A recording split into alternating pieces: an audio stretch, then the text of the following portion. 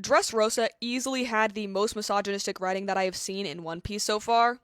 Let's talk about it. The female characters in Dressrosa were genuinely abysmal. I hated Rebecca, not because Rebecca was like super annoying or anything, but because she was done so horrendously by the writing that I could not stand to watch her. She made me mad every time I saw her because I was like, get off my screen. It felt as though none of the female characters could have any kind of achievements at all. And if they were to have an achievement, immediately that would get stunted by something else that would then have to have them being saved by a male character. Oh, of course, the only female gladiator that we see, other than that one other one, of course, the only one that's a girl, can't hit anyone. Yeah, no, which, I know. Oh, that makes sense with the plot. That's how it was written. Yes, but when you tie that in with the fact that she is wearing a chainmail or like one flap here, one singular piece over, like, why is she wearing that?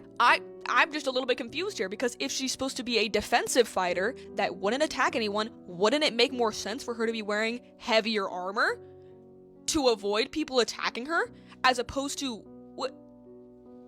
I don't know. Maybe that's just a thought. Oh, no, but she can't wear that. And before you go, well, he can choose how he designs his characters. But okay, let's just side note that. Viola, her power's really cool. Where was she for most of the arc? It felt like every time Viola had to do something, or Viola was going to do an achievement, the same thing happened. A male character would have to come in and save her because something would go wrong. That, or she wouldn't have any actual combat, and it would be done in relation to another male character's achievement. Like when she was scouting out where Sugar was. Yeah, that was cool, that was helpful, but she can't fight. None of the female characters can fight anyone. No, they can't attack anyone. No, they have to be...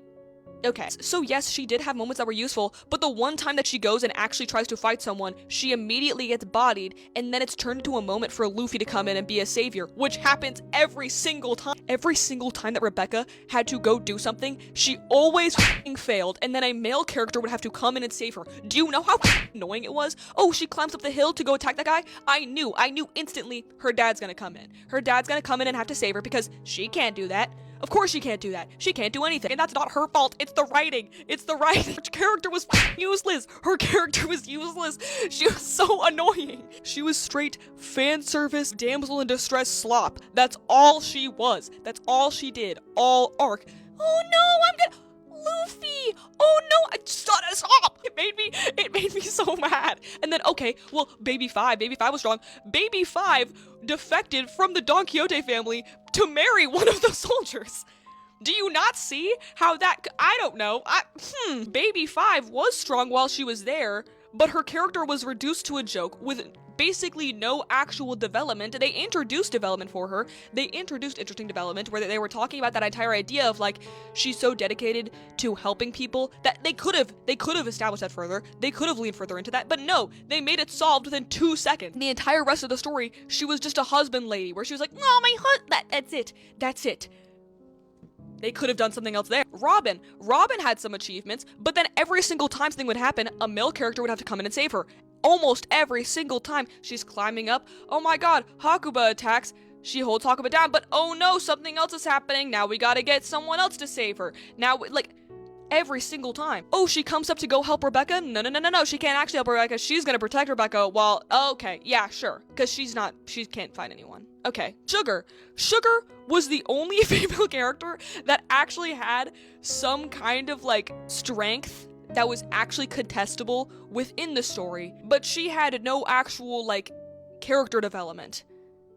You know what I mean? She was the only one that actually did something, but part of her character was the bit that she looks like a child, and that's what, like, the entire idea of making her strong was. That's like, oh, she looks like a child, but she's actually not. So I will give her that she was strong, but she was also only there for a handful of episodes, and in that handful of episodes, she had, like, no actual development. There wasn't actually, like, a story arc with her. It was just that she was there as a villain. Which other villains also did get story arcs. They got backstory, but she didn't. And honestly, it's really unfortunate because it would have been easy for them to introduce a female character that was actually relevant and useful to the plot, but they didn't. That's my problem. It sucks. Honestly, I do love a lot of the characters that we got introduced to in Dressrosa. I love Cavendish. I love Cavendish so bad. I love Bartolomeo. I love these characters. But you know how easy it would have been to just introduce another Grand Fleet member that was a woman? and have her do something, have her have the same achievements as Bartolomeo, Cavendish. Like, she could have helped him with whatever that, but no, they can't do that. Sorry, I forgot one. Moncherie. Do I have to explain why Moncherie was damsel in distress?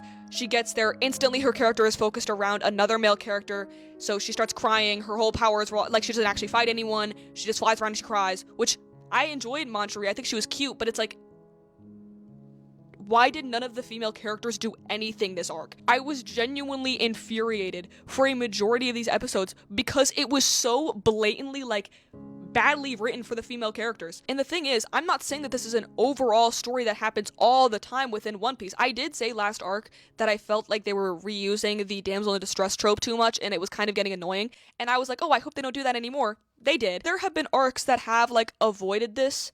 And I know that people are going to be like, oh, well, how are you saying that they're misogynistic when they have this range of character designs?